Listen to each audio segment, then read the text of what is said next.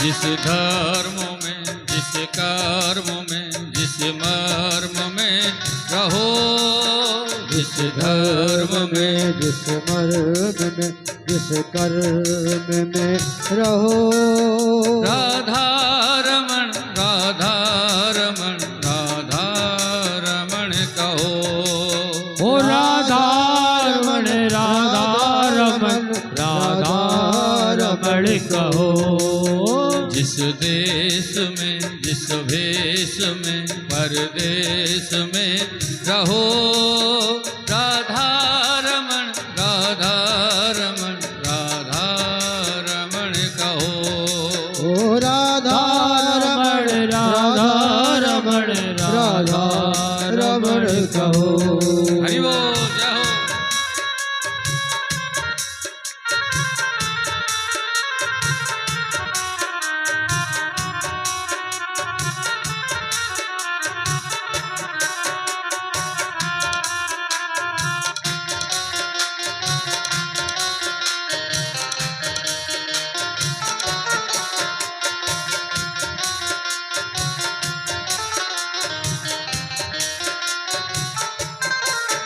जिस रोग में, जिस भोग में, जिस योग में रहो, जिस रोग में, जिस भोग में, जिस योग में रहो। राधा रमण, राधा रमण, राधा रमण कहो। ओ राधा रमण, राधा रमण, राधा रमण कहो। जिस देश में, जिस भेष में, परदेश में रहो, राधा रमण, राधा रमण, राधा रमण कहो। राधा रमण, राधा रमण, राधा रमण कहो। श्री राधे, जय हो।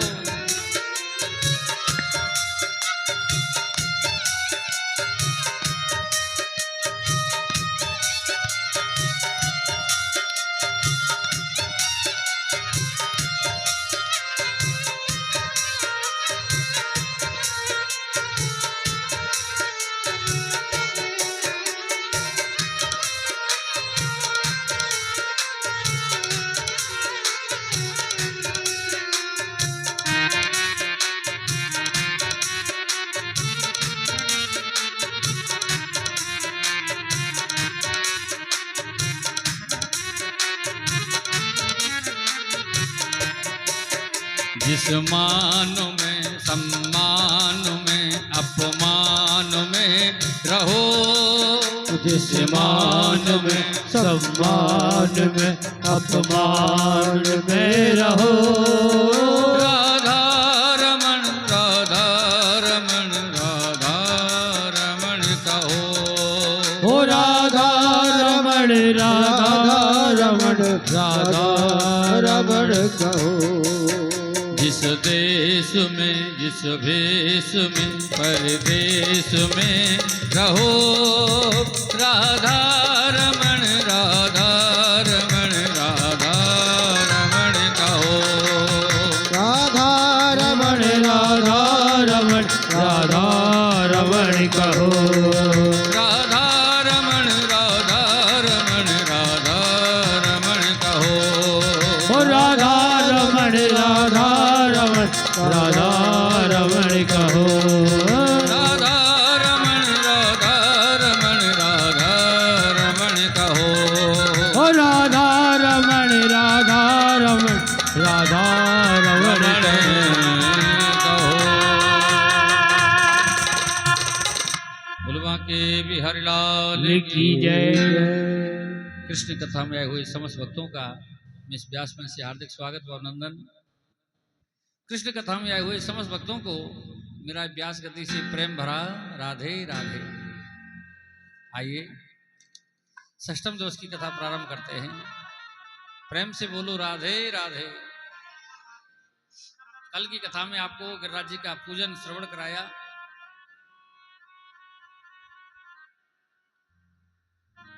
7 दिन तक इंद्र ने घोर बारिश की। भगवान कृष्ण ने अपनी कनिष्का उंगली पर गिरिराज पर्वत को धारण किया। जब बाहर निकल कर आए तो चर्चा हो गई, ये तो भगवान है। ग्वाल वालों ने कहा, कन्हैया तेने इतने गिरिराज पर्वत को कैसे उठायो? बोले, कछु माखन को बल बढ़ो, कछु गोपन करी सहा, श्री राधा रानी की कृपा सो मैंने गिरवर लियो उठा। बोले, कछु माखन को बल बढ़ो, घर घर जो माखन चोरी करी ना वो खाया ना तो उससे बल बढ़ा। कछु गोपन करी सहाय, ग्वाल वालों ने कहा हमने तेरी क्या सहायता करी? लाला जब तूने अपनी उंगली नीचे करी तो हमारी तो सारी लाठी टूट गई, फिर हमने तेरी क्या सहायता करी, क्या सहयोग करो? बोले, जब तुम मेरी ओर देखते हो ना तुम्हारी शक्ति खिंच के मेरी अंदर आ जाती है। ग्वाल वालों ने कहा, अच्छा कन्हैया अब तक तो माखन चोरी करता था, अब शक्ति चोरी भी करना प्रारंभ कर दिया। आज इंद्र को अपनी गलती का एहसास हो रहा है। इंद्र ब्रजमंडल में भगवान कृष्ण से क्षमा याचना करने के लिए आ रहा है। सुखदेव स्वामी कहते हैं कि राजन, जहां से ब्रजमंडल की सीमा प्रारंभ होती है वहां से इंद्र अपने ऐरावत हाथी से उतर गया और साष्टांग प्रणाम कर रहा है, दंडोती लगा रहा है। अभी आपने देखा होगा गिरिराज जी में दंडोती चल रही है, जो लेट करके परिक्रमा लगाते हैं, और जो लेट करके परिक्रमा लगाते हैं उनको सर्प योनि नहीं मिलती है, ये पक्की बात है। राधा रानी के गिरिराज जी की लेट करके जो परिक्रमा करते हैं उनको सर्प योनि में नहीं जाना पड़ता है। कि विशुद्धम सत्वतव धाम शांतम तपोमयम दुष्करम दुष्मस्तकम माया अयोयम गुण संप्रभावो न विदते तेहा गृणानुबंधा। भगवान के चरणों में आकर के इंद्र लेट गया, प्रभु आप सर्वगुण संपन्न हैं, अब हमने अनुभव किया है, हमसे हमको क्षमा कर दो। आप क्षमा करना चाहो तो क्षमा कर दो और दंड देना चाहो तो दंड दे दो। हाथ जोड़ कर अनेकों प्रकार की स्तुति कर रहा है। आप जगत के पिता हैं, करुणा के सागर हैं, दीनानाथ हैं। भगवान कभी अवगुणों की ओर ध्यान नहीं देते। भगवान तो केवल उसके अंदर गुण देखते हैं कि इस व्यक्ति के अंदर गुण कितने हैं। भगवान कहते हैं कि भाव का भूखा हूं मैं, भाव ही एक सार है, भाव से जो मुझको भजता भव से बेड़ा पार है। बिना भाव के हीरे मोती चढ़ावे तो मैं कभी लेता नहीं, और भाव से एक पुष्प देवे तो मुझे स्वीकार है। बिना भाव के हीरे मोती चढ़ा दे तो मैं उसको ग्रहण नहीं करता हूं, केवल भाव से तुलसी पत्र देता है ना मैं उसे स्वीकार कर लेता हूं। भगवान केवल भाव देखते हैं, इसके अंदर भाव कैसा है। भगवान को केवल प्रेम चाहिए। इंद्र ने कहा, प्रभु मुझे क्षमा करना चाहो तो क्षमा कर दो, दंड देना चाहो तो दंड दे दो। और देखो ब्रह्मा जी ने 40 श्लोकों में स्तुति की है, लेकिन ब्रह्मा जी को क्षमा नहीं किया भगवान ने, और इंद्र ने 10 श्लोकों में स्तुति की है, भगवान ने इंद्र को क्षमा कर दिया। क्यों? ब्रह्मा जी ने गलती की कि भगवान के भक्तों को भगवान से दूर ले गए, और इंद्र ने गलती की कि भगवान के भक्तों को भगवान के सम्मुख रखा। इसलिए भगवान ने इंद्र को क्षमा किया, ब्रह्मा जी को नहीं किया।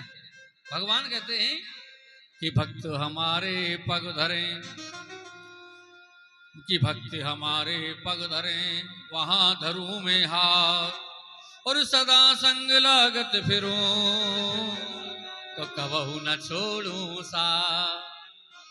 भगवान कहते हैं मैं तो भक्तों के अधीन हूं, और भक्त जहां पग रखते हैं ना वहां हाथ रख देता हूं, कहीं भक्त के पैर में कंकड़ ना चुभ जाए, कोई कांटा ना लग जाए, और मैं उनका कभी साथ नहीं छोड़ता। सज्जनों, चारों युग द्वापर, कलयुग, द्वापर, त्रेता, सतयुग, ये चारों युग जब 71 बार व्यतीत होते हैं, चारों युग जब 71 बार व्यतीत होते हैं तब एक मनमंत्र पूरा होता है और एक इंद्र बदल जाता है।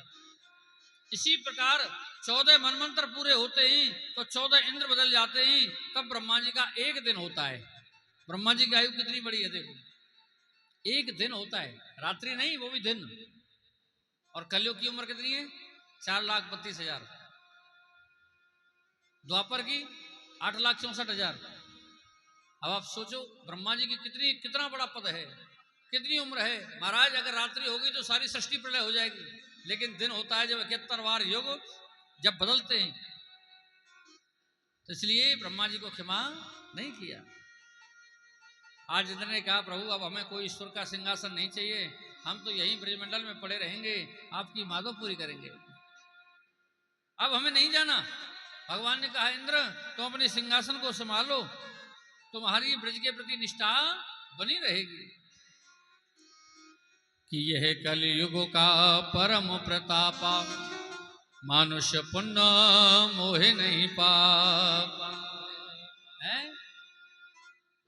ये कलयुग का प्रताप है कि कलयुग में सोचने मात्र से पुण्य की प्राप्ति हो जाती है। अगर कोई सोचे कि मुझे धर्म का कार्य करना है, मुझे कथा करानी है, मुझे कीर्तन करना है, मुझे पूजा करनी है, मुझे ये उद्यापन करना है, तो उसको पुण्य की प्राप्ति हो जाती है। और कलयुग में पाप करने से लगता है, व्यक्ति जब पाप करेगा तब उसको मिलेगा। कितनी बड़ी कृपा है भगवान की कि कलयुगो केवल नाम आधारा, सुमिर सुमिर नर उतर ही पारा। कलयुग में केवल नाम मात्र से भवसागर से व्यक्ति पार हो जाता है। आपको कुछ करने की आवश्यकता नहीं है, केवल नाम जपते रहो। प्रेम प्रधान है, और प्रेम पर जब चलते चलते अंतिम सिद्धि पर पहुंच जाता है तब ज्ञान की प्राप्ति होती है, और ज्ञान की प्राप्ति होती है तब उसे भगवान की प्राप्ति होती है।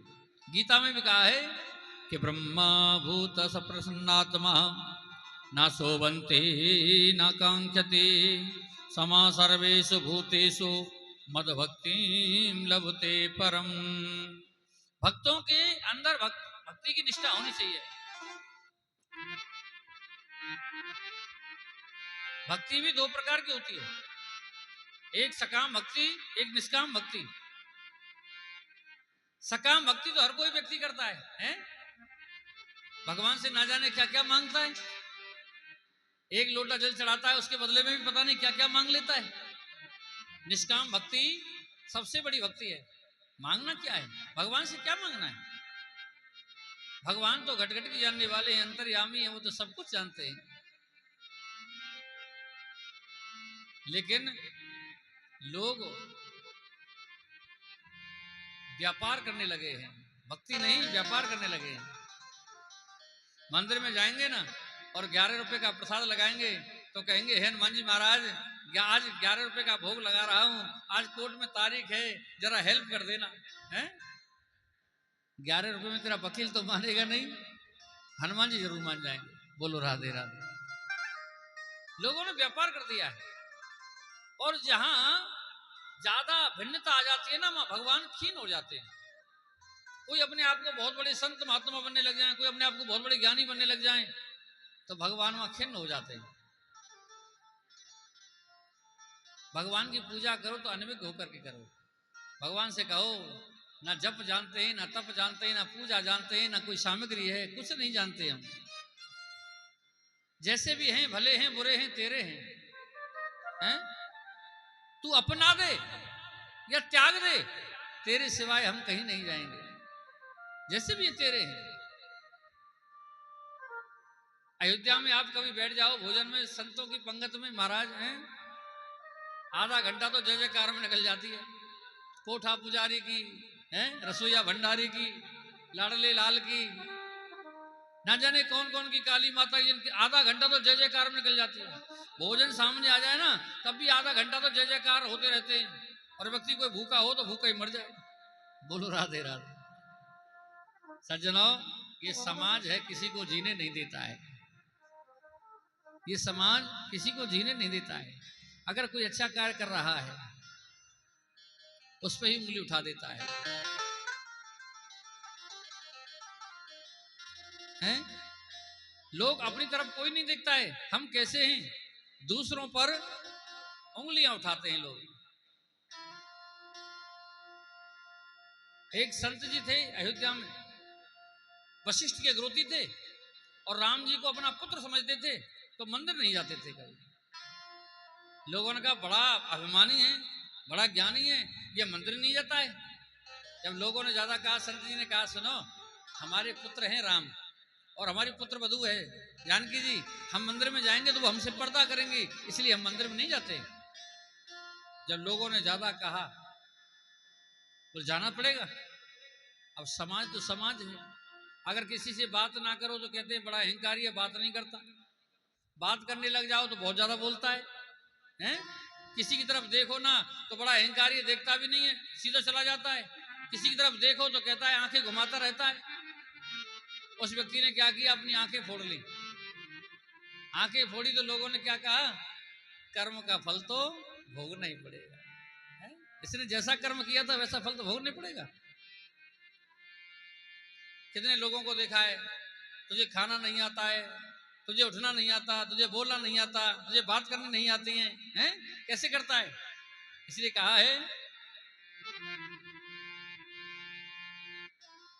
सदा ना रहा है हो सदा ना रहेगा, जमाना किसी का नहीं चाहिए दिल दुखाना किसी का। जय हो।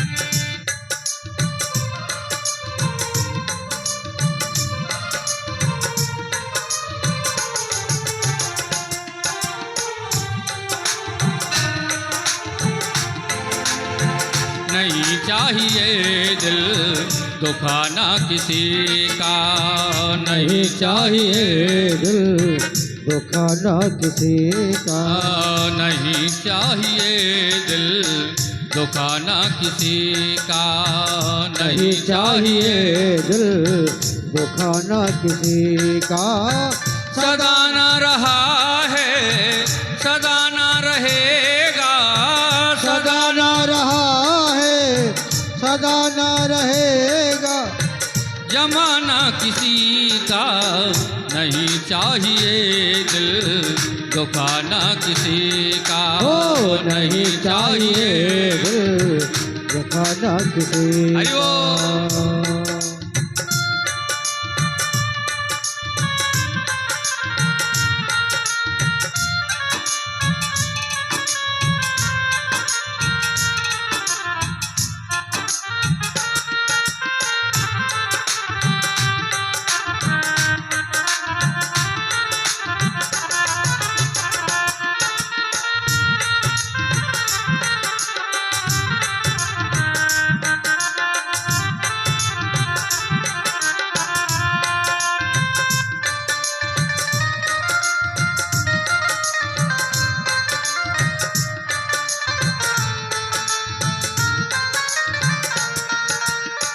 आएगा बुलावा तो जाना पड़ेगा, सर तुझको आखिर झुकाना पड़ेगा। ओ आएगा बुलावा तो जाना पड़ेगा, सर तुझको आखिर झुकाना पड़ेगा। वहाँ ना चलेगा वहाँ ना चलेगा, बहाना किसी का नहीं चाहिए दिल दुखाना किसी का, नहीं चाहिए दिल दुखाना किसी का, नहीं चाहिए दिल दुखाना किसी का, नहीं चाहिए दिल दुखाना किसी का।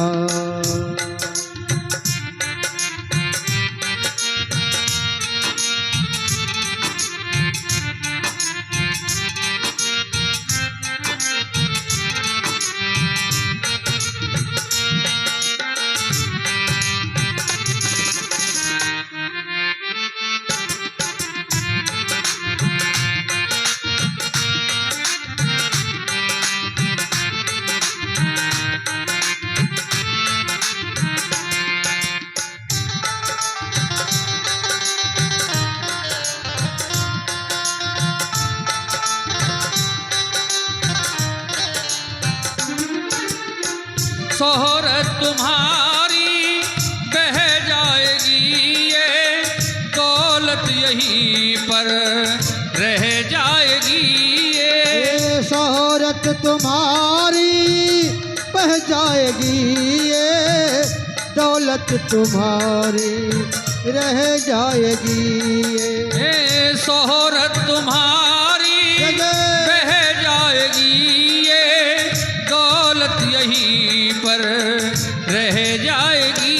ये शोहरत तुम्हारी बह जाएगी, ये दौलत यहीं पर रह जाएगी। ये नहीं साथ जाता, नहीं साथ जाता खजाना किसी का, नहीं चाहिए दिल दुखाना किसी का।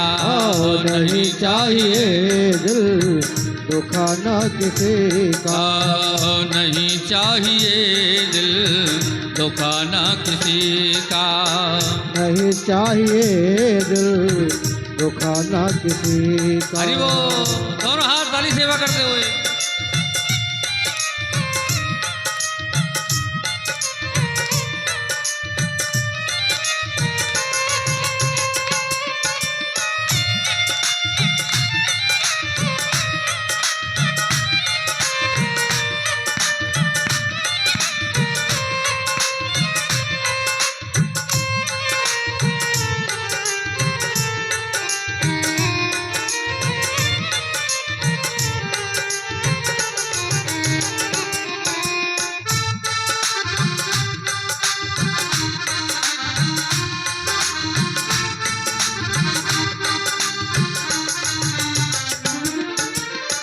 पहले तो तुम अपने आप को संभालो, कभी नहीं बुराई मेरे औरों में निकालो।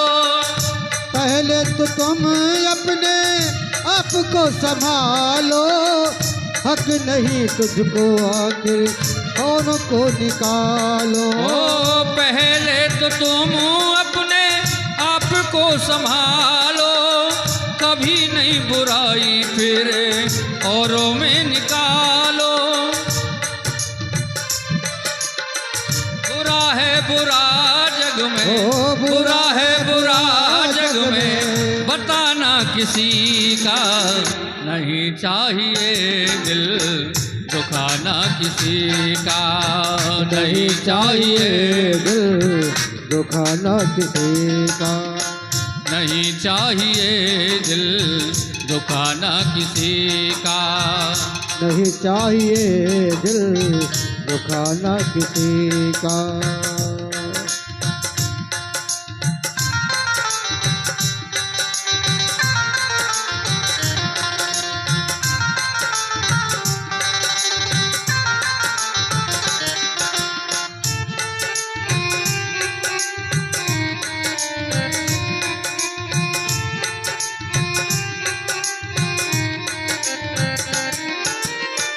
दुनिया का गुलशन सदा ही रहेगा, ये तो जहां में लगा ही रहेगा।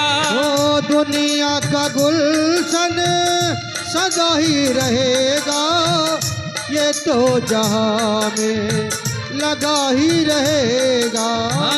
आना किसी का जग में, आना किसी का जग में, जाना किसी का, नहीं चाहिए दिल दुखाना किसी का।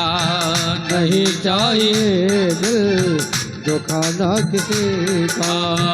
नहीं चाहिए दिल दुखाना किसी का। नहीं चाहिए दिल दुखाना किसी जय हो।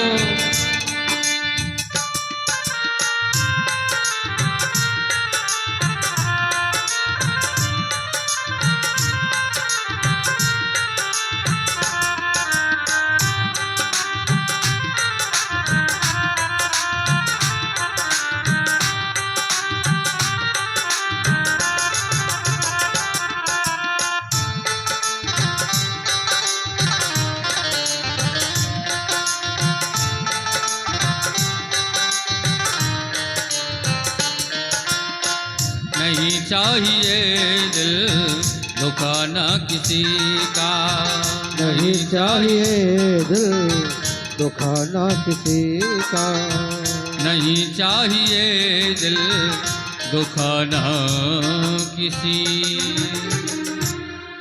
वो सदा रहा है सदा ना रहेगा जमाना किसी का, नहीं चाहिए दिल दिल दुखाना किसी का, हाँ, नहीं चाहिए। दिल दुखाना किसी का। सुखदेव स्वामी कहते हैं कि राजन भक्ति करो और अपने आप को तिनके से भी छोटा समझो। भक्तों के अंदर निष्काम भक्ति की निष्ठा होनी चाहिए। एक दिन कृष्ण बलराम गाय चराते चराते बहुत दूर निकल गए जंगल में। ग्वाल वालों ने कहा कन्हैया हमें तो बड़ी जोर से भूख लगी है, कुछ भोजन है? भगवान ने कहा सुनो, यहाँ से कुछ दूरी पर कुछ ब्राह्मण देवता यज्ञ कर रहे हैं, जाओ उनसे भोजन लिया। 4-5 ग्वाल वाल उन ब्राह्मणों के पास गए और जाकर के प्रणाम किया और बोले महाराज यहाँ से कुछ दूरी पर कृष्ण बलराम आए हैं, उन्हें बड़ी जोर से भूख लगी है, कुछ भोजन दे दो। उन ब्राह्मण देवताओं को इतना अभिमान अपने वेद शास्त्रों का, बोले चले जाओ, ग्वारिया गमारिया कहां से आ गए? ग्वाल वाल लौट करके आ गए। भगवान ने पूछा भैया आप लाए हो भोजन सामग्री कुछ? 4-5 ग्वाल वालों ने कहा बोले हाँ लाए, 5 अंगार खाओगे? बोले ऐसे क्यों बोल रहे हो? बोले किसके पास भेज दिया? उन ब्राह्मणों के पास। वो इतने अभिमानी, उन्होंने हमारे राम राम तक को नहीं लिया।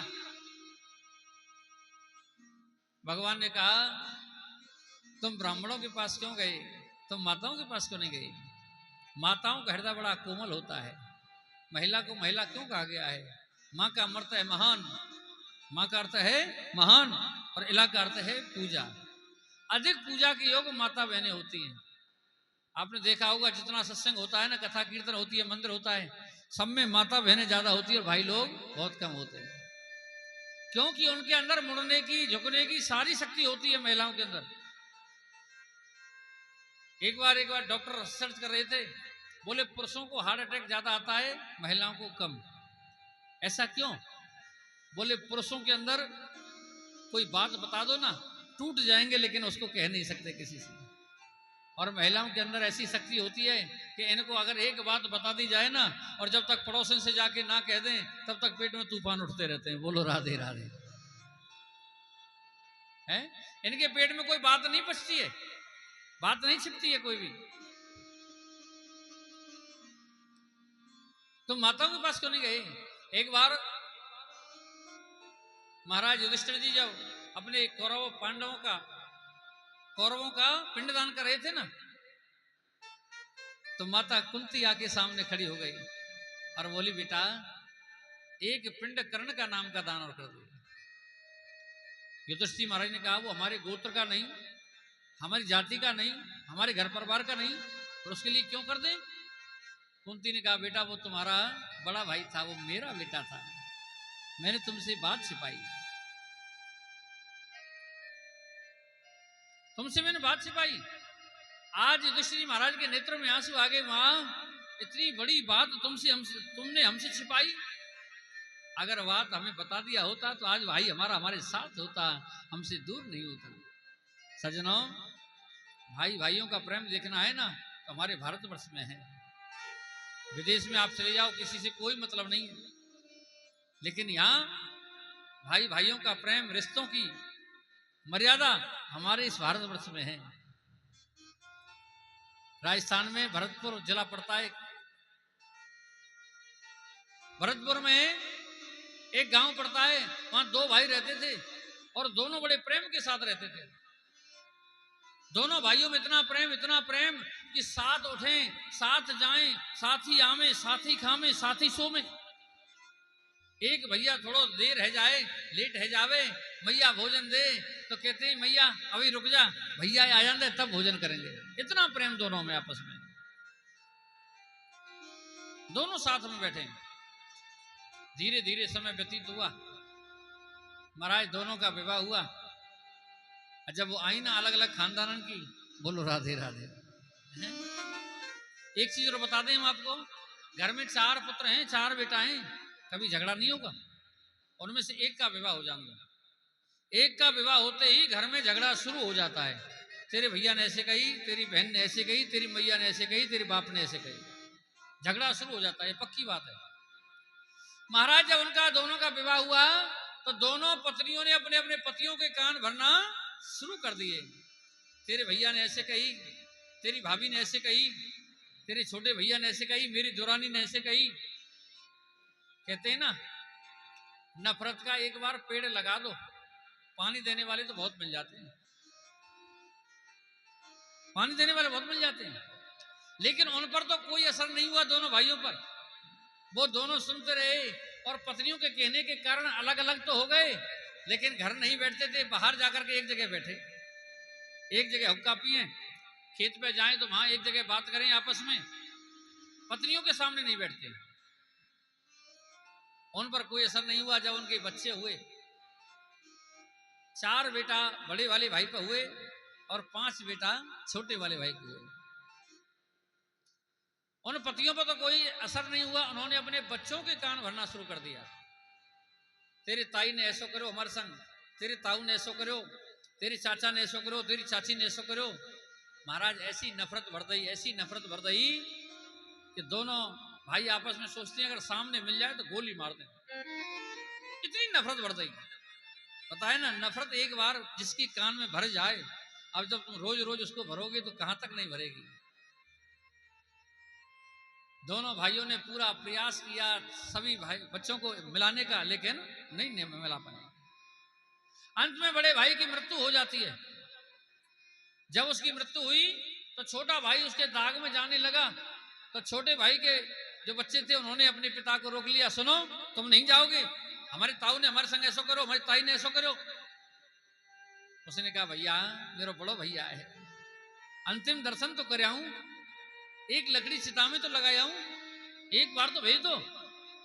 कुल मिला के महाराज उन बच्चों ने उनको जाने नहीं दिया, ताले में बंद कर दिया।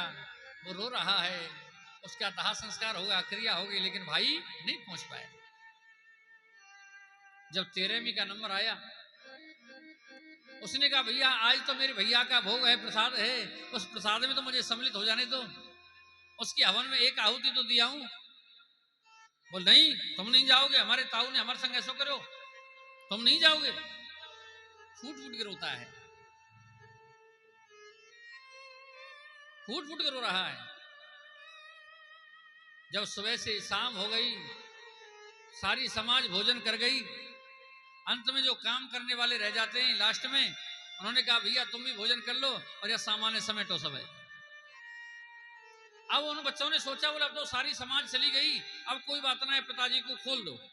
उन्होंने ताला खोल दिया, ताला खोला और वो चुपके से सीधा वहीं पहुंच गया जहां अन्य वर्ण के लोग बैठे थे, उन समाज में जाके बैठ गया। और कहां बैठा? जहां जूते चप्पल उतरे हुए थे। एक व्यक्ति जब परोस गाय कर रहा था, भोजन परोस रहा था, उसने देखा बोले भाई आया है। उसने जाकर के उन बच्चों से कहा अरे छुराओ, अरे तुम्हारा चाचा आए हुए, तुम्हें शर्म नहीं लग रही? अब तुम्हारा वो बाप तो मर गए हो, यही तो तुम्हारा बाप रह गए हुए, और कहां बैठे हो अन्य वर्ण के लोगों के संग। चारों भाई आए, चारों भाई चरणों में गिर गए, चाचा किसी कारणवश हमने तुम्हें निमंत्रण नहीं दियो, अब तुम यहाँ नहीं बैठोगे, चलो हमारे संग अंदर चलो। चारों भाई चाचा को अपने को घर लेके गए। चाचा ने कहा भैया मेरो भैया तो मर गए हो, 4 तुम और 5 वो, तुम 9 एक है जाएं तो मैं चैन से मर जाऊंगा, मेरे भी प्राण चैन से निकल जाएंगे। अरे जब कोई शरणन में गिर जाए, कोई माफी मांगे तो कोई काट छोड़ देता है, मार छोड़ देता है। चारों भाइयों ने कहा चाचा तुम जैसे कहोगे हम वैसे करेंगे, बताओ क्या करना है। बोले चलो हमारे साथ। आगे आगे चाचा पीछे पीछे चारों भाई जा रहे हैं। जब चारों भाई उन पांचों भाइयों के शरण में जाकर के पड़े, उन पांचों भाइयों ने चारों भाइयों को अपने अंक में भर लिया। 4 वो 5 वो 9 को चाचा ने अपनी अंक में भर लिया और कहा भैया अब मैं मरूं चाहे मैं जीऊं, तुम 9 एक रही हो और कभू अलग मत हो, कभू अलग मत हो। बड़े अनमोल हैं खून के रिश्ते, बड़े अनमोल हैं खून के रिश्ते, इनको तू बर्बाद ना कर। अरे चाहे तो मेरा भी हिस्सा ले ले, पर घर में दीवार ना कर, घर में दीवार ना कर। भाई से तो बड़ा कोई हो ही नहीं सकता इस दुनिया में। सज्जनों, भाई तो भाई होता है, अपना अपना होता है, हैं? अपने के तो मारने में भी भलाई है और दूसरे के तो पुचकारने में भी बुराई है। अगर राजमाता हमसे ना छिपाती, तो भाई से टूट भाई का चारा न जाता। कर्ण जैसा भाई मारा न जाता है, कर्ण जैसा भाई मारा नहीं जाता। माता, अगर तुमने हमसे छिपाया नहीं होता, अगर कर्जा भी लेना पड़ जाए ना तो अपने भाई से ही लेना चाहिए।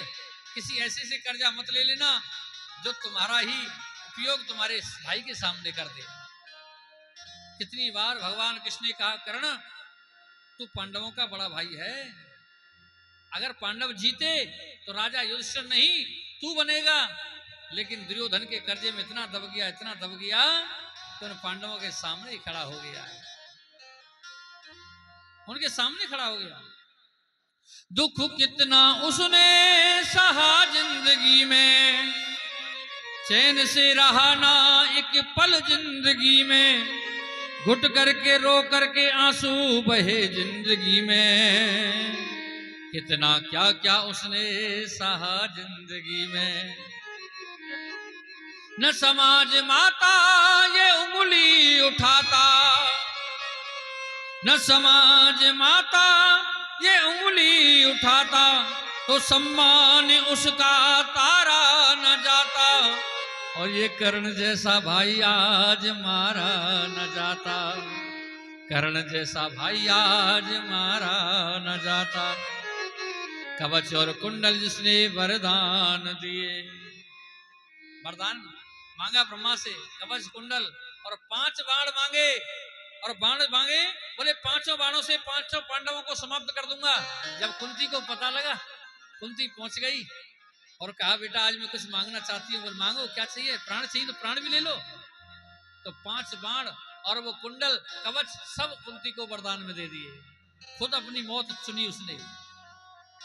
कवच और कुंडल जिसने वरदान दिए, दान में ही उसने 5 बाण दिए, जान करके खुद उसने अपने प्राण दिए।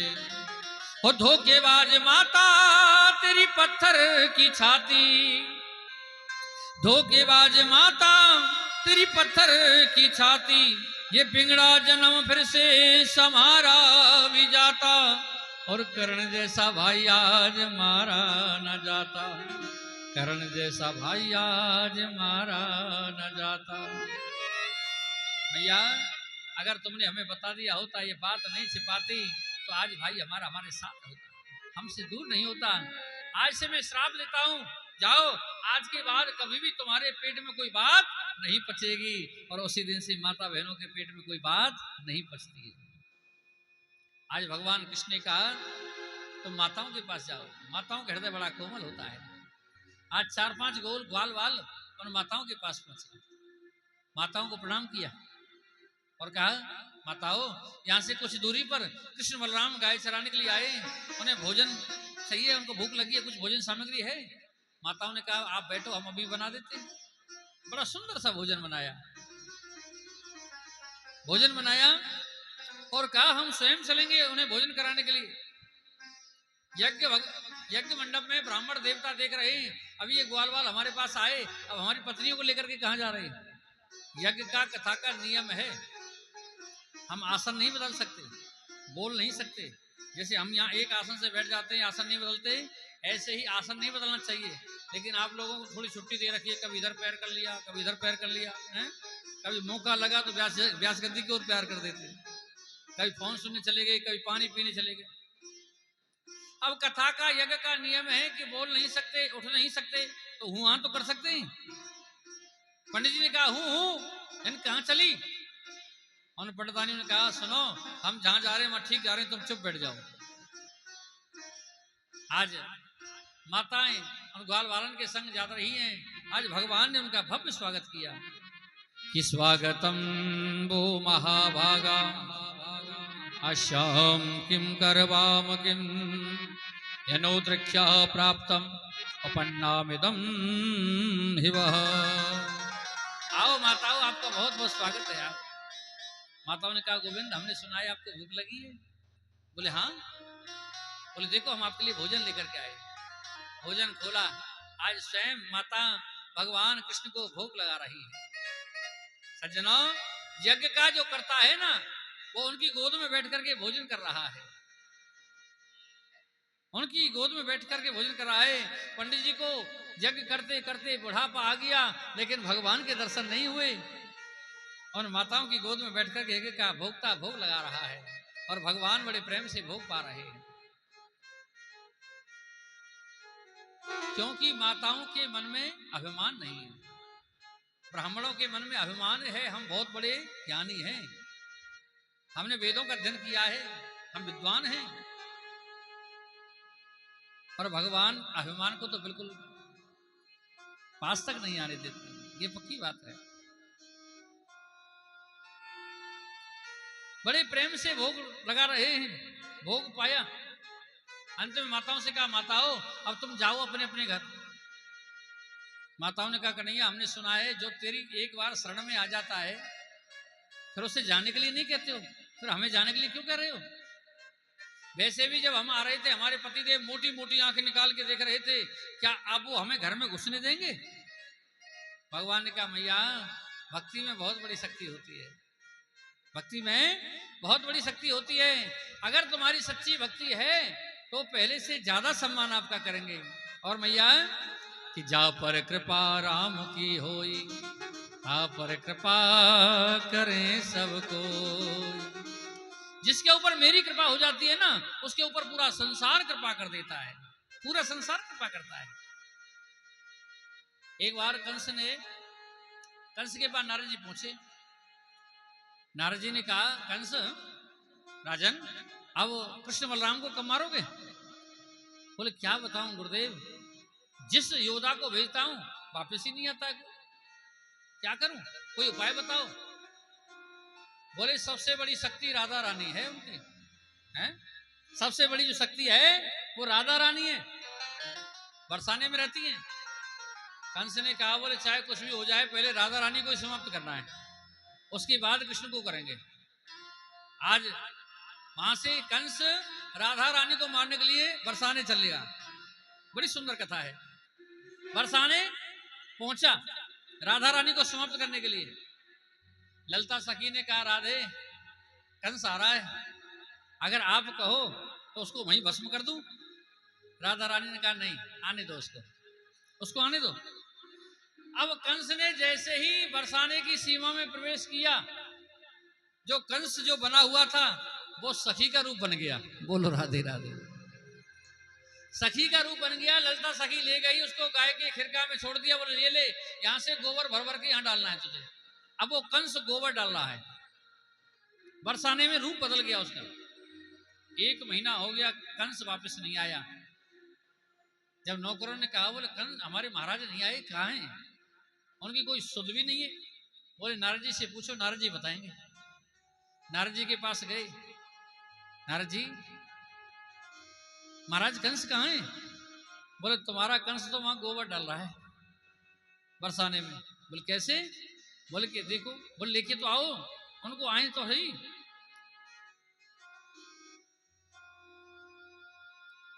अब भगवान नारद जी गए बरसाने और कंस गोबर डाल रहा है। कंस ने कहा, नारद जी कहां फंसा दिया आपने, ये क्या करना पड़ रहा है? हम तो यहां मारने के लिए आए, तो हम तो खुद ही गोबर डाल रहे हैं। बोले शरीर को छूटना है ना? बोले हाँ। बोले सीमा से बाहर निकल जा, और जब तक बरसाने से बाहर नहीं जाएगा तब तक ये शरीर नहीं छूटेगा तेरा, गोपी बना रहेगा। बरसाने से बाहर जब नारद जी ने कंस को निकाला तब अपने वास्तविक रूप में आया, और उस दिन से आज तक कंस ने कभी बरसाने की तरफ आंख उठा करके नहीं देखा। बोले हम बरसाने नहीं जाएंगे, ये तो कृष्ण से भी ज्यादा खतरनाक है? बरसाने नहीं जाएंगे। इसलिए कहा है सज्जनों, हम आपसे बार बार बुलवाते ना, बोलो राधे राधे। भगवान कृष्ण कहते हैं जो एक बार रा कहता है ना, मैं उसके साथ साथ चल देता हूं, और जो पूरा शब्द कह देता है तो मैं उस पर न्यौछावर हो जाता हूं, मैं उसके ऊपर न्यौछावर हो जाता हूं।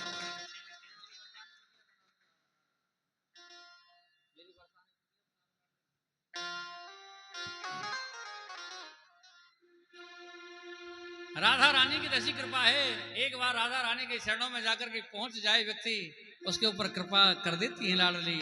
हैं लाडली बहुत जल्दी कृपा करती हैं। एक बार राधा रानी और कृष्ण दोनों रास कर रहे थे, तो वहां सूरदास जी बैठे हुए थे, सूरदास जी देख रहे थे।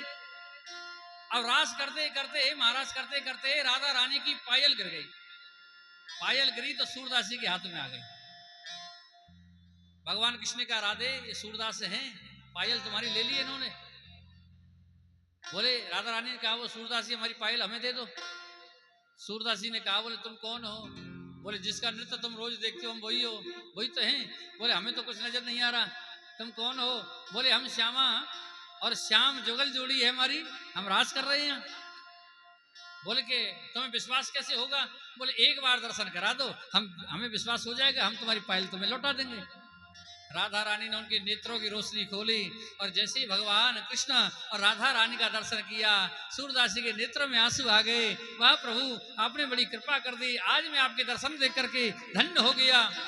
भगवान कृष्ण ने कहा और क्या चाहिए तुम्हें? बोले एक वरदान और दे दो। बोले क्या? बोले दोबारा से सूरदास बना दो। भगवान कृष्ण ने कहा इतने दिनों के बाद एक बार तूने रोशनी देखी, क्या संसार को देखना नहीं है? बोले प्रभु जब आपकी मूरत इन आंखों में छप गई ना, अब संसार को देखने की आवश्यकता नहीं है, हमें संसार नहीं देखना है, हमें तो केवल आपके दर्शन करने हैं।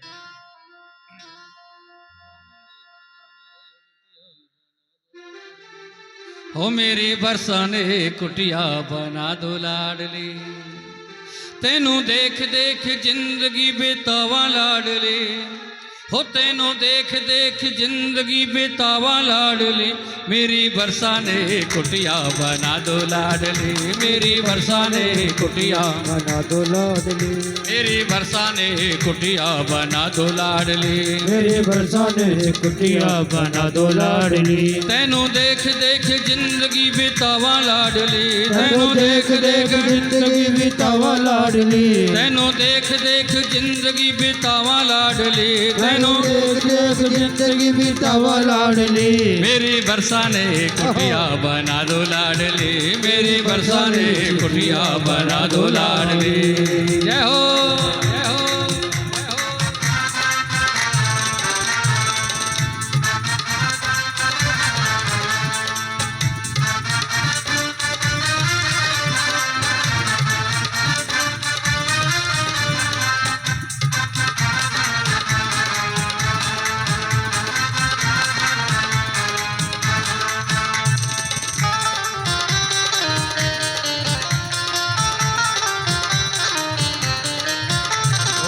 पीली पोखर प्रेम सरोवर मन मंदिर लागे प्यारा, पीली पोखर प्रेम सरोवर मन मंदिर लागे प्यारा। गली रंगीली कुंज गली बिच बीते जीवन सारा, गली रंगीली कुंज गली बिच बीते जीवन सारा। सोई किस्मत तू मेरी जगा दे लाडली, सोई किस्मत तू मेरी जगा दे लाडली, सोई किस्मत तू मेरी जगा दे लाडली, सोई किस्मत तू मेरी जगा दे लाडली। मेरी बरसाने कुटिया बना दे लाडली, मेरी बरसाने कुटिया बना दे लाडली, मेरी बरसाने कुटिया बना दे लाडली।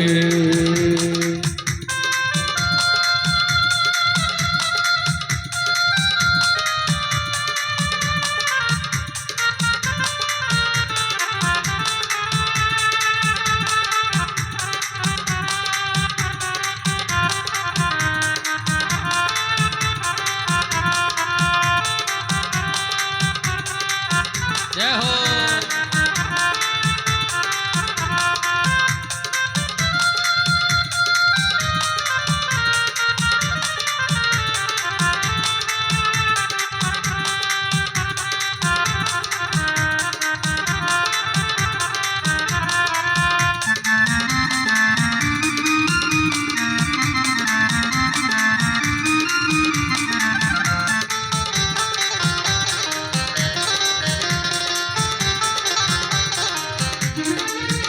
ओ मस्त फिरेंगे बरबन बिच पी के नाम दा प्याला। ओ पी के नाम दा प्याला, पी के नाम दा प्याला। मस्त फिरेंगे बरबन बिच पी के नाम दा प्याला। ओ पी के नाम दा प्याला, पी के नाम दा प्याला। रस रचावे नित सखियन संग मोहन मुरली वाला। ओ मोहन मुरली वाला, मोहन मुरली वाला। मेरी श्याम नाल गल तू करा दे लाडली, मेरी श्याम नाल गल तू करा दे लाडली, मेरी श्याम नाल गल तू करा दे लाडली, मेरी श्याम नाल गल तू करा दे लाडली। मेरी बरसा ने कुटिया बना दे लाडली, मेरी बरसा ने कुटिया बना दे लाडली, मेरी बरसा ने कुटिया बना दे लाडली, मेरी बरसा ने कुटिया बना दे लाडली। जय हो।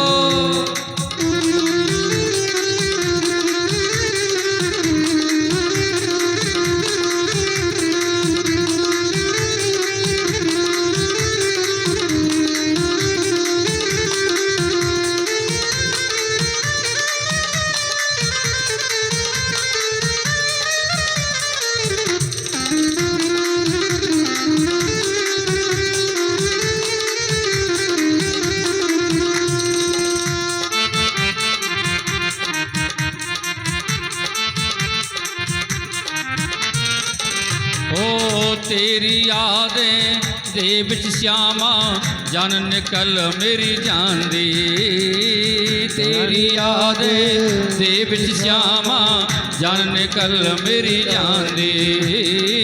चरणजीत ये लिखदा सखी पई तेरी ये गांधी, चरणजीत ये लिखदा सखी पई तेरी ये गांधी। ब्रजवासी तू मोर लगा दे लाडली, ब्रजवासी तू मोर लगा दे लाडली, ब्रजवासी तू मोहर लगा दे लाडली, ब्रजवासी तू मोर लगा दे लाडली। मेरी बरसा ने कुटिया बना दे लाडली, मेरी बरसा ने कुटिया बना दे लाडली, मेरी बरसा ने कुटिया बना दे लाडली, मेरी बरसा में कुटिया बना दे लाडली। जय हो श्री राधे।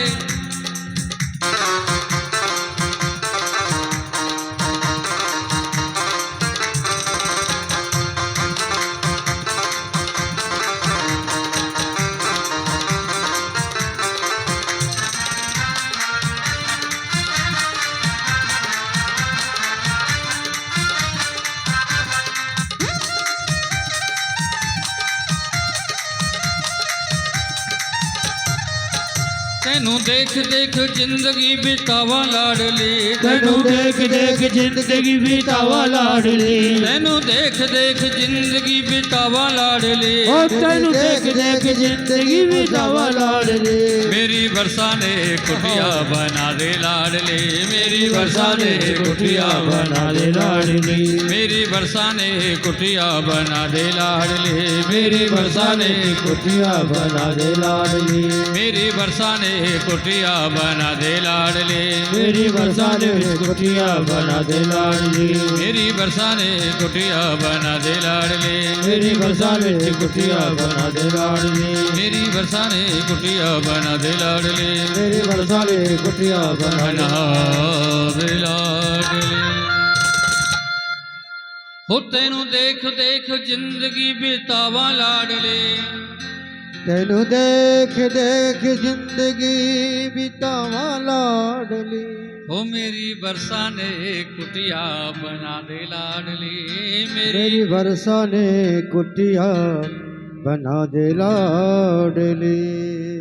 भगवान कृष्ण कहते हैं मैया जिस पर मैं कृपा कर देता हूं ना, उस पर पूरा संसार कृपा कर देता है। भक्ति में बहुत बड़ी शक्ति होती है सज्जनों। अगर भक्ति मन से की जाए,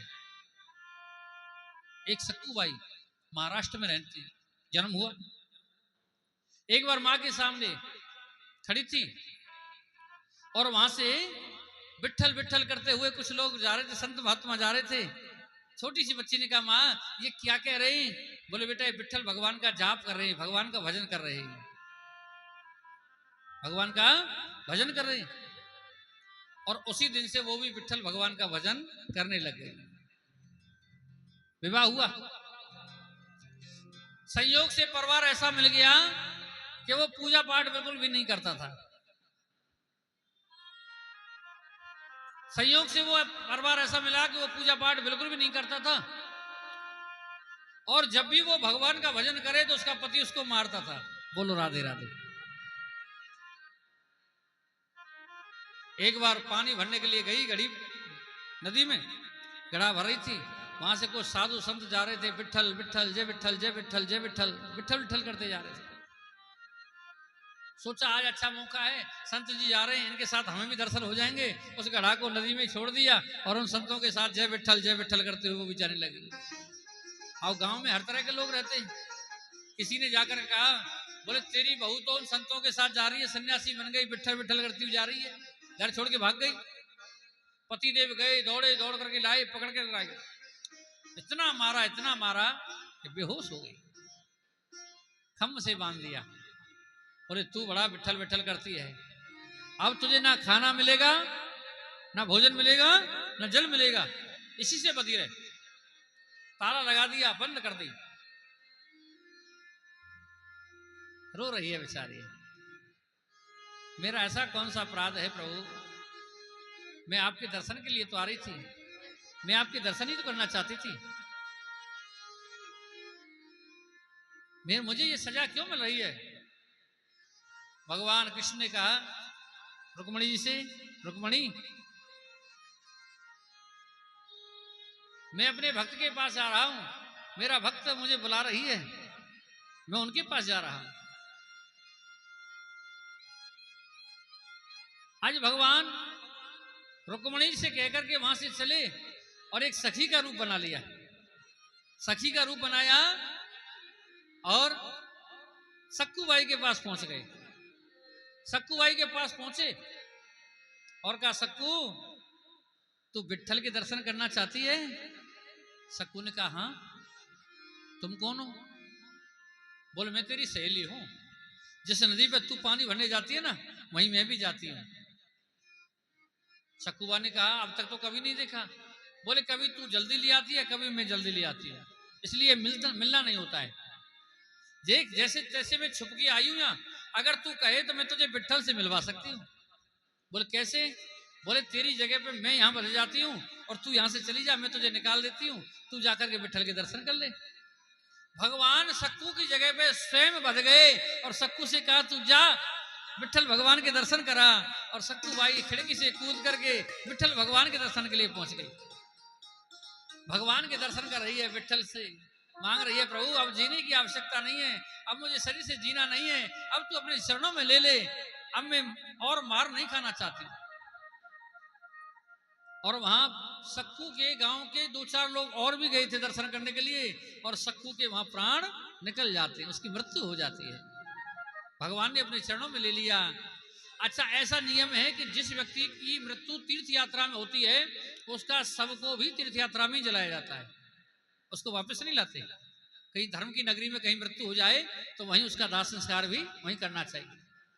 अब उन लोगों ने सोचा भैया इसके घर परिवार का तो कोई है नहीं, कोई बात नहीं है, इसका संस्कार हम ही कर देते हैं। जो 4-5 गांव के लोग थे उन्होंने उस सक्कूबाई का संस्कार कर दिया, वापिस आए। अच्छा उसके पति के मन में पता नहीं क्या भाव आया, उसने सक्कूबाई को खोला और कहा देख मैं तुझसे इतना बुरा नहीं हूं, मैं तुझसे मनाही तो करता हूं, क्यों जाती है, क्यों भगवान का भजन करती है? अब कोई बात नहीं है, आज से तू अब ढंग से रहना घर में, अब तू मेरे लिए कुछ बना के ला बढ़िया सा। भगवान गए, भगवान ने भोजन बनाया, लाके सक्कू के पति को खिलाया। अब जब भगवान के बनाया हुआ भोजन वो स्वयं खाए तो उसकी बुद्धि कैसी हो जाए, बुद्धि बदल गई। सास ससुर ने भी भोजन किया, उनकी भी बुद्धि बदल गई। 5-7 दिन बाद जब वो लोग लौट करके आए, उन्होंने कहा बोले भैया उनके घर जाके समाचार तो दे दें, उन्हें बता तो दें कि तुम्हारी बहू इस दुनिया में नहीं रही है। लोगों ने जाकर के कहा, बाहर बैठ गए, सक्कू के ससुर को बुलाया। सक्कू का ससुर आया, बोले क्या बात है? बोले बहुत दुख की बात है। बोले मतलब? बोले बहुत दुख की बात है, तुम्हारी बहू अब इस दुनिया में नहीं रही, हम उसका संस्कार करके आए वहां मंदिर के पास में ही। उसके ससुर ने कहा तुम पागल हो रहे हो, भांग खा रखी है क्या? मेरी बहू तो घर में बैठी है।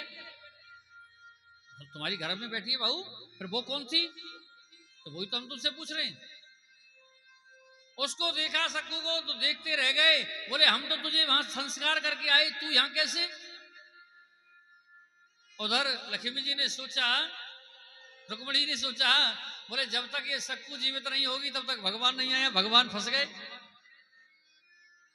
रुक्मणी जी ने क्या किया, सक्कू की जो राख थी उस राख को इकट्ठा किया और सक्कू को दोबारा से जीवित कर दिया और कहा जब तक तू घर नहीं जाएगी तब तक हमारे पति हमारे पास नहीं आएंगे, अब तुझे पहले अपने घर जाना पड़ेगा। सक्कू बाई घर पहुंची, जाकर के सारा वृत्तांत बताया। उधर भगवान अंतर ध्यान हो गए और अब तो जितने परिवार वाले थे सब सक्कू बाई के पैरों को पकड़ रहे हैं। तेरी कृपा से आज भगवान हमारे घर में आए, उन्होंने स्वयं रसोई बनाई, इतनी बड़ी कृपा, अरे हम तो तुझे पहचान ही नहीं पाए, इतनी बड़ी भक्त है। सज्जनों, भक्ति में बहुत बड़ी शक्ति होती है, भक्ति में बहुत बड़ी शक्ति होती है। बोले जाओ, वो तुमसे पहले से आज सम्मान करेंगे। आज माताएं लौट करके आ रही हैं, ब्राह्मणों को पश्चाताप हो रहा है, धिक्कार है हमारे वेद शास्त्रों के लिए। धिग जन्म धिग शास्त्र विद्या धिग व्रता बहुज्ञातम धिक कुलम धिक क्रियादाख्यम विमोखम यो नद्दज। धिक्कार है हमारे शास्त्रों के लिए, धिक्कार है हमारे वेदों के लिए। इससे अच्छा तो हमारी अनपढ़ पंडितानी है जिन्हें भगवान के दर्शन तो हुए। आज माताओं ने कहा तुम ऐसे छोटी मोटी बातें क्यों कर रहे हो, हमें जो भगवान की प्राप्ति हुई है ना वो आपके कारण ही तो हुई है। अगर आपकी कृपा नहीं होती तो हमें भगवान के दर्शन कैसे होते। सज्जनों, घर में परिवार में सबको मिलजुल करके रहना चाहिए। सास बहू को, नंद भाभी को घर में मिलजुल करके रहना चाहिए, हैं? लेकिन हमारी रीति है कि सास कभी मां नहीं बन सकती और मां कभी सास नहीं बन सकती, हैं? अगर बेटी को, जिसकी बेटी को तुम लेकर के आ रहे हो, उसको बहू की जगह बेटी का दर्जा दे दिया जाए तो फिर झगड़ा क्यों होगा? और जो तुम्हारी सास है उसको अगर मां का दर्जा दे दिया जाए तो फिर झगड़ा कैसे हो सकता है?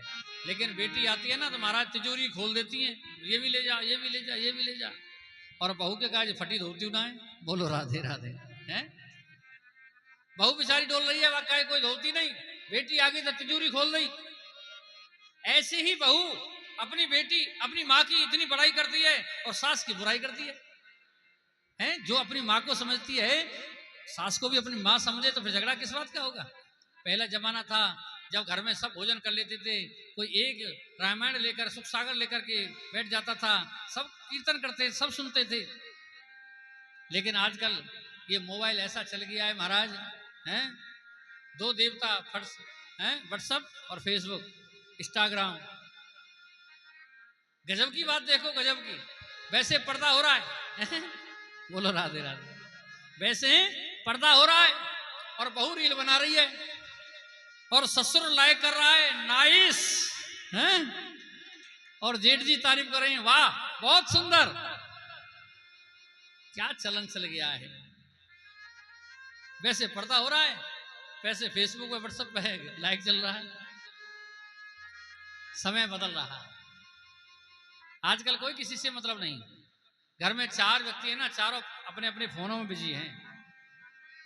हमारे रिश्ते खत्म हो गए, प्रेम भाव खत्म होता जा रहा है। घर में बच्चे परेशान हैं, कोई पढ़ाने वाला नहीं, कोई उनको समझाने वाला नहीं। बेटा पूछ रहा है बार बार माँ से, कह रहा है माँ मुझे सवाल बता दो, मम्मी मुझे भोजन दे दो। हाँ बेटा अभी दे। उसका व्हाट्सअप चल रहा है? एक बार हम कथा करने के लिए गए, पंजाब की बातें, तो सेठ जी की जो सबसे बड़ी बहू थी वो बड़ी काम चोर थी। बोलो राधे राधे। इतनी काम चोर कि जब भी काम का जोर पड़े तो सिर हिलाना प्रारंभ कर दे। ऐसी कथा चल रही थी, बीच कथा में सिर हिलाना प्रारंभ। सेठ जी बोले महाराज कथा को विराम दे दो। मैंने क्या हुआ? बोली हमारी बहू पर माता रानी आई है। मैं ठीक है। अब तो सेठ जी चरणों में बैठ गई, सेठानी चरणों में बैठ गई, पतिदेव चरणों में बैठे। कहो माता जी क्या बात है? बोले तुम अपनी बड़ी बहू से काम ज्यादा क्यों कराते हो? सासू मां बोली अब नहीं कराएंगे माता जी। बोले तुम्हारा बड़ा बेटा घर में देर से क्यों आता है? पतिदेव बोले माता जी अब जल्दी आ जाए करेंगे। यही नाटक आधा घंटा हो गया, माता जी जाने का नाम नहीं लेते। हमने कहा माता जी जाओ, हमें भगवान की कथा करनी है। बोले अभी नहीं जाएंगे। बोले क्यों? बोले तुमने मेरे नाम के नारियल नहीं तोड़वाए। मैंने कहा पंडित जी इनके नाम के नारियल तोड़ दो। नारियल टूट गए। मैंने अब तो जाओ। बोले अभी नहीं जाएंगे। बोले क्यों? बोले तुमने मेरे नाम के दिए नहीं जलाए। हमने कहा पंडित जी इनके नाम के दिए जला दो। दिए जल गए। बोले माता जी अब तो जाओ। बोले अभी नहीं जाएंगे। यही नाटक पौना घंटा हो गया। हमने गद्दी से सिर हिलाया हूं। सेठ जी बोले आपको क्या हुआ? मैंने कहा मुझे बालाजी आ रहे। माता जी कह दो या तो चले जाने तो खड़ामू से सर फोड़ दो। माता जी 1 मिनट में फटाके से भाग गई हैं। जब हमारा खाना पीना शुद्ध नहीं, हमारा रहना सहना शुद्ध नहीं, इस नरक में काय को देवता आएंगे?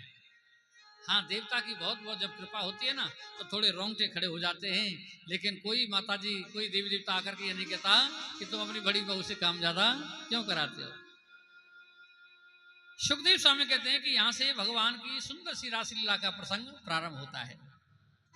आज समस्त ब्रजमंडल की गोपियों ने कन्हैया को पुकारा, हे कन्हैया आप कहां जाकर के छुप गए हो? हमें आपकी याद सता रही है, आओ हमें दर्शन दो। समस्त गोपियां भगवान को पुकार रही हैं, कन्हैया ये मधुर मधुर बंसी मत बजाया करो, जड़ भी चेतन हो जाती है। हम तुम्हारी बंसी को सुनते हैं ना घायल हो जाते हैं, पागल हो जाती हैं। आज भगवान को पुकार रही हैं। ओ मोर मुकुट वाले तेरी याद सताती है। सिंगल। हिचकी पे चले हिचकी, हिचकी पे चले हिचकी, ब्रज देश को जाती है। ओ मोर मुकुट वाले तेरी याद सताती है। ओ मोर मुकुट वाले तेरी याद सताती है।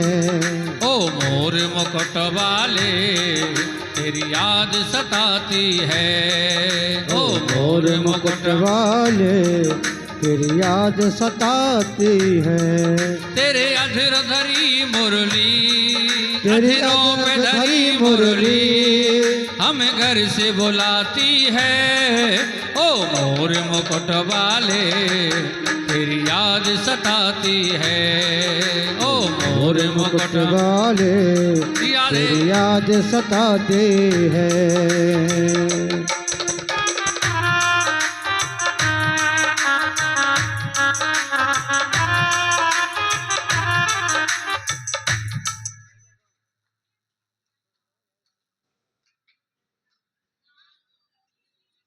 मोर मुकुट वाले तेरी याद सताती है। ओ मोर मुकुट वाले तेरी याद सताती है।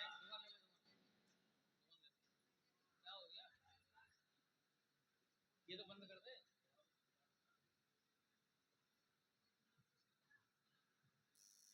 फुलवा के बिहारी लाल की